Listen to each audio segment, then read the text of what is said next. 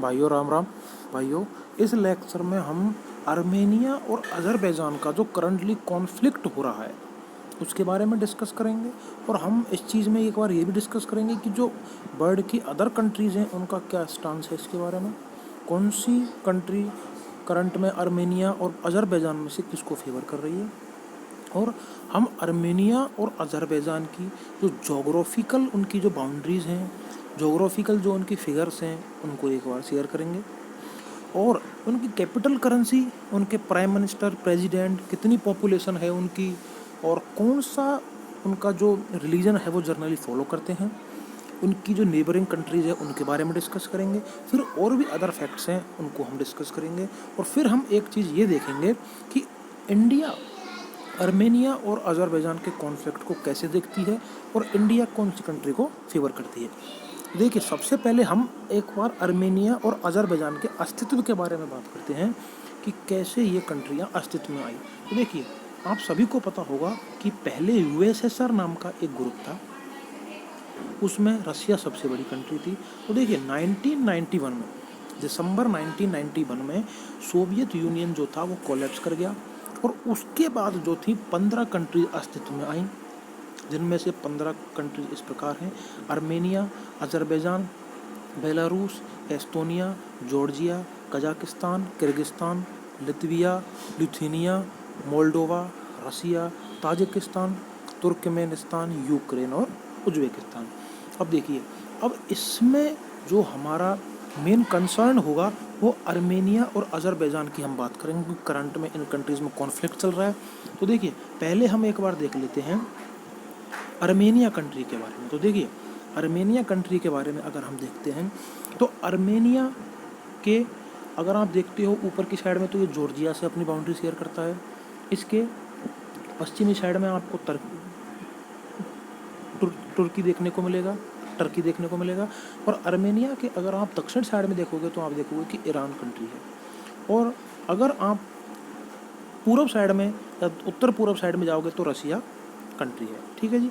अब आप देखते हैं कि आर्मेनिया और अज़रबैजान दोनों की जो लैंड बॉर्डर है वो एक दूसरे को शेयर करती है या एक दूसरे को जोड़ती है। तो अब देखिए, जो कॉन्फ्लिक्ट है यहाँ पर जो ये पार्ट दिखाया गया है, ये वाला पार्ट दिखाया गया है, नागोर्नो कराबख। नागोर्नो कराबख जो है, ये वाला जो पार्ट है, ये आर्मेनिया और अज़रबैजान के बीच मेजर कॉन्फ्लिक्ट है, उसका रीज़न है। देखिए, क्या हुआ था, जब 1991 में यूएसएसआर का जब कोलैप्स किया था तो ये दो कंट्री बनी थी। तो इन दोनों कंट्रियों ने क्या है कि अदर जो लैंड है उन पे तो इनकी सेटलमेंट हो गई थी, लेकिन जो ये नागोर्नो कराबख का ये जो बीच का रीजन है, इसको लेकर के दोनों ही कंट्रीज़ में 1980 से ही ये कॉन्फ्लिक्ट चालू है। आर्मेनिया कहता है कि यहाँ पर जो आर्मेनियन मेजॉरिटी है क्रिश्चियन की, वो यहाँ पर ओवर पावर करती है। और अज़रबैजान कहता है कि यहाँ पर मुस्लिम जो ज़्यादा पॉपुलेशन है, इसीलिए ये नागोर्नो कराबख हमको बिलोंग करता है। तो इसी चीज़ का कॉन्फ्लिक्ट है। अब हम एक एक करके दोनों कंट्रीज़ के कैपिटल करेंसी के बारे में बात करेंगे, पीएम प्रेसिडेंट के बारे में बात करेंगे, और भी इम्पोर्टेंट फैक्ट को इनके बारे में जानेंगे। तो देखिए, हम अगर आर्मेनिया की बात करते हैं तो आर्मेनिया एक वेस्टर्न एशिया में लोकेटेड एक कंट्री है। इसकी जो वेस्ट साइड में है ये आपको टर्की देखने को मिलेगा, नॉर्थ साइड में आपको जॉर्जिया देखने को मिलेगा, ईस्ट साइड में आपको अज़रबैजान देखने को मिलेगा, और साउथ साइड में आपको ईरान देखने को मिलेगा। ठीक है जी। आर्मेनिया में 98% अप्रोक्सीमेटली 98% यहाँ पर क्रिश्चियन पॉपुलेशन है। अगर हम आर्मेनिया के प्रेसिडेंट की बात करते हैं तो अरमैन मर्गिसियान यहाँ के प्रेसिडेंट हैं, अरमैन सर्गिसियान यहाँ के प्रेसिडेंट हैं। और जो पीएम है यहाँ के पीएम हैं निकोल पसीनियन यहाँ के प्रेसिडेंट हैं। यहाँ की जो पॉपुलेशन है वो रफली 30 लाख के आसपास बैठती है। और देखिए, इस कंट्री की जो आर्मी है वो भी कोई खासी बड़ी आर्मी नहीं है। टोटल 45,000 पर्सनल्स इनकी आर्मी में डिप्लॉयड हैं। तो इसीलिए कोई इतनी बड़ी, ये ना तो इनके पास इतनी बड़ी आर्मी है और ना ही ये ज़्यादा पॉपुलेटेड कंट्री है। अगर हम अब बात करते हैं अज़रबैजान के बारे में। देखिए, एक हम आर्मेनिया की कैपिटल और करेंसी को मिस कर गए। Armenia Yerevan dram, Armenia Yerevan dram. जब भी आप कैपिटल करेंसी को याद करें तो ट्रिपल सी रूल से याद करें। कंट्री, कैपिटल, करेंसी, तीनों को एक लाइन में बोलोगे तो आप कंफर्ट फील करोगे। Armenia Yerevan dram. अब हम अज़रबैजान कंट्री के बारे में बात करते हैं। तो देखिए, Azerbaijan Baku manat, Azerbaijan Baku manat. Azerbaijan जो था, इसने अपनी इंडिपेंडेंस 30 अगस्त 1991 से सोवियत यूनियन से प्राप्त की थी। मतलब ये सोवियत यूनियन से 30 अगस्त 1991 को अलग हो गया था। अगर हम आर्मेनिया के बारे में बात करते हैं तो अज़रबैजान के बारे में अगर हम बात करते हैं तो ये भी एक वेस्टर्न एशिया की कंट्री है और इसके भी उत्तर में आपको रसिया मिलेगा, दक्षिण में ईरान मिलेगा और इसके पूर्व में कैस्पियन सी है और पश्चिम में आपको पता ही है आर्मेनिया कंट्री लोकेटेड है। अब देखिए, अगर हम अज़रबैजान के प्रेसिडेंट की बात करते हैं तो यहाँ के जो प्रेसिडेंट हैं वो हैं इल्हा अलीयेव। इल्हा अलीयेव यहाँ के प्रेसिडेंट हैं और यहाँ के जो प्राइम मिनिस्टर हैं वो हैं अली असदोव। ठीक है जी। और जो अज़रबैजान है इसकी जो 97% पॉपुलेशन का 97% यहाँ पर इस्लाम धर्म को फॉलो करते हैं। और यहाँ की अगर हम पॉपुलेशन की बात करते हैं तो रफली 1 करोड़ के आसपास यहाँ की पॉपुलेशन बैठती है।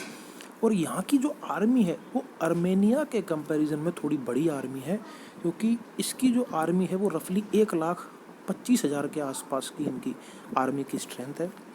देखिए, अब हम एक चीज़ को डिस्कस करते हैं कि और अदर कंट्रीज़ का क्या स्टांस है। तो देखिए, हम आपको एक चीज़ बताते हैं कि जब सोवियत यूनियन का कोलैप्स किया था सोवियत यूनियन, तो उसकी कुछ कंट्रियों ने नाटो को ज्वाइन कर लिया था और कुछ कंट्री CSTO में चली गई थी। अब नाटो और CSTO दोनों ही इम्पोर्टेंट ऑर्गेनाइजेशन हैं, तो एक बार इनको डिस्कस कर लेते हैं। तो देखिए, जो नाटो है इसकी फुल फॉर्म है नॉर्थ अटलांटिक ट्रीटी ऑर्गेनाइजेशन। इसकी स्थापना 1949 में हुई थी और इसकी जो हेडक्वार्टर है वो बेल्जियम ब्रुसेल्स में है। ठीक है जी। और इसमें क्या है इंटरेस्टिंग बात, टर्की यहाँ का एक मेंबर है। टोटल मेंबर 30 कंट्रीज़ हैं। टर्की के बारे में कोई यहाँ पर कॉन्फ्लिक्ट में एक क्वेश्चन राइज होता है, उसको हम बाद में डिस्कस करेंगे। अब हम बात करते हैं CSTO के बारे में। तो देखिए, CSTO की फुल फॉर्म है कलेक्टिव सिक्योरिटी ट्रीटी ऑर्गेनाइजेशन। इसकी स्थापना 1992 में हुई थी और इसकी 6 मेंबर कंट्रीज़ हैं और जो आर्मेनिया है वो इसकी एक मेंबर कंट्री है। अब देखिए, हम आपको बताते हैं कि टर्की इस सिनेरियो में कैसे अपीयर होता है। तो अज़रबैजान और आर्मेनिया के कॉन्फ्लिक्ट में स्टार्टिंग में आर्मेनिया ने अज़रबैजान के 2 फाइटर जेट्स को मार गिराया था। उसके बाद अज़रबैजान एग्रेशन में आ गया था और इन दोनों ही कंट्रीज़ के जो बॉर्डर्स हैं इन पर इन्होंने अपनी आर्मी को डिप्लॉय कर दिया। अब टर्की और पाकिस्तान जो हैं वो शुरू से ही अज़रबैजान के फेवर में रही हैं और आर्मेनिया के एंटी में रही हैं। तो टर्की ने क्या किया कि आर्मेनिया के फाइटर जेट्स को कोलैप्स करा दिया और आर्मेनिया की आर्मी पर अटैक कर दिया। अब देखिए, यहाँ पर नाटो और CSTO का क्या एक सिनेरियो उभर के आता, मैं आपको बताता हूँ कि नाटो के जो मेंबर स्टेट्स हैं उनमें टर्की भी है और CSTO का जो मेंबर स्टेट है उनमें आर्मेनिया है। अब ये दोनों ही ऑर्गेनाइजेशन हैं, इनका एक रूल होता है कि अगर जो भी मेंबर कंट्रीज़ हैं उनमें से किसी भी कंट्री के ऊपर अगर कोई अदर कंट्री अटैक करती है तो वो पूरी ऑर्गेनाइजेशन के ऊपर अटैक माना जाएगा और जो रेस्ट ऑफ कंट्रीज़ हैं जो कि नाटो या CSTO की मेंबर हैं वो उस कंट्री पर अटैक करेंगी। तो अब करंट में क्या हुआ कि आर्मेनिया पे जब अटैक हुआ तो आर्मेनिया CSTO का मेंबर कंट्री है और वहीं पर रसिया जो कि एक सुपर पावर अब तो खैर नहीं है लेकिन पास्ट में हुआ करती थी जब सोवियत यूनियन एक था।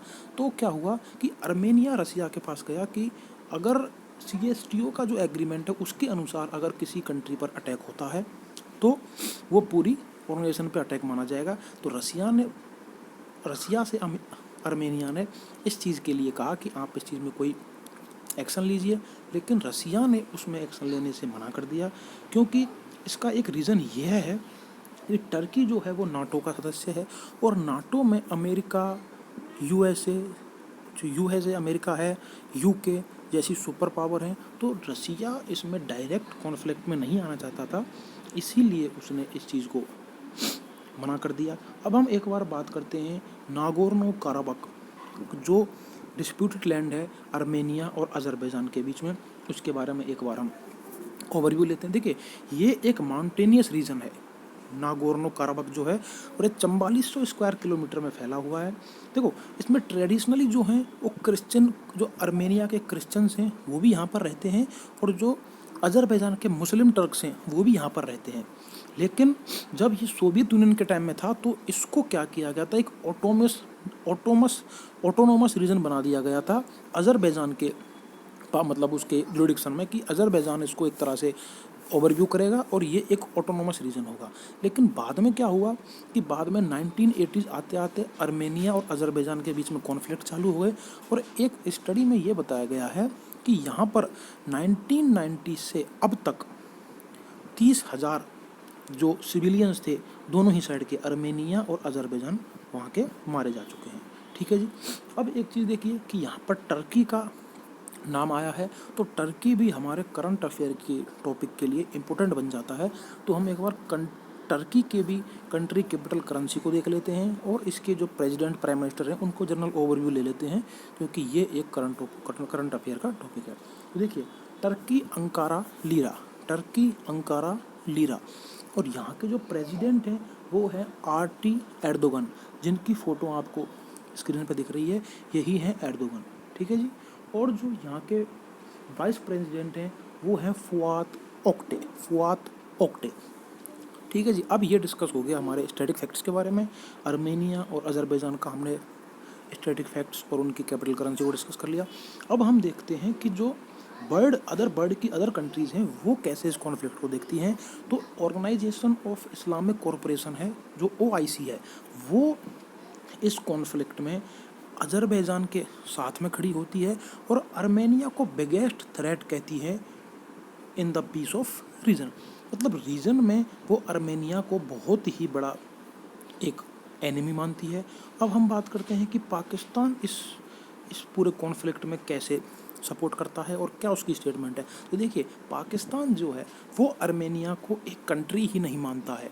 जैसे पाकिस्तान एक पूरे वर्ल्ड में एक ऐसी कंट्री है, सिंगल ऐसी कंट्री है जो इजराइल और आर्मेनिया को कोई भी कंट्री का दर्जा नहीं देती है, और कोई भी डिप्लोमेटिक रिलेशंस इन दोनों कंट्रियों के साथ में नहीं है।